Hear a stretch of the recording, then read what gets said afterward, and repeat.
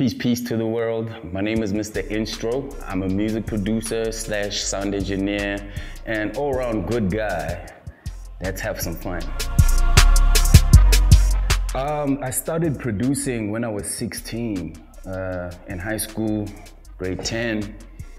In fact, yo man, it was such a long time ago that we didn't think that it was possible to produce. You know, we always thought you had to go to some big studio to, you know, deal with different knobs and you know those Dr. Dre shots, you know.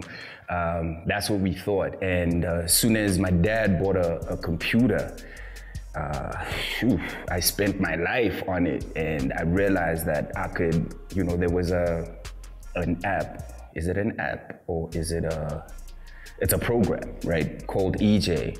And what it did was it made beats. It literally had loops, and you could choose which loops, like a drum loop, a piano loop. So you would choose whatever sounds you wanted, and you just put it on the software, and it would just play. And it was just amazing to me. And I got really, really good at it. And I was introduced to Fruity Loops, and the rest is history, man. The Val didn't produce that sound. Battlecat produced that sound. He single-handedly started that sound, and we all just heard it, and we were like, yo, a South African cat can make this kind of music? You know, it was crazy. And because I guess we were all from the Val, it was easier to access Battlecat. So he was very generous in showing us how he did whatever he did, you know, how he produced music. And I guess that's how it kind of spread.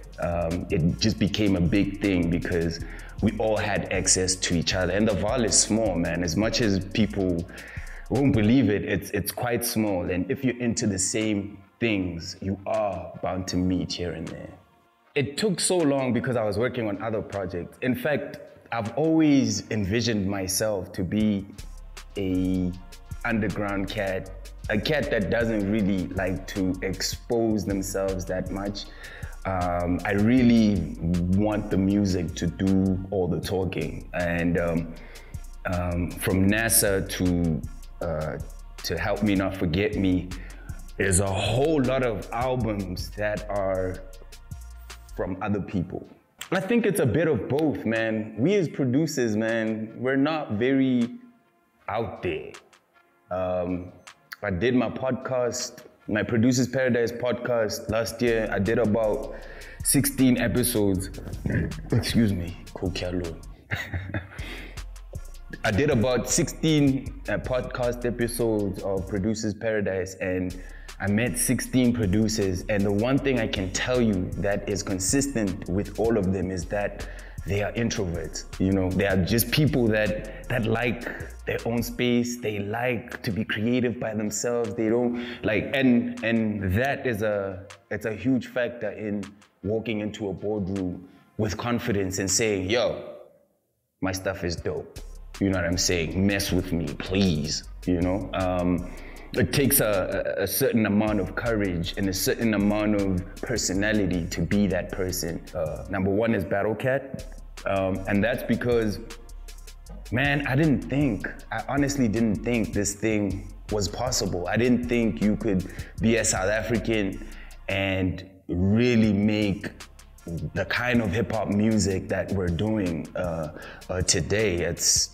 It was just unfathomable back in the day, and it was Battlecat that made me believe that, okay, no, if Battlecat is doing it, then I surely have a chance too. So he'll always have the #1 spot because of that. And my number 2 is Timbaland.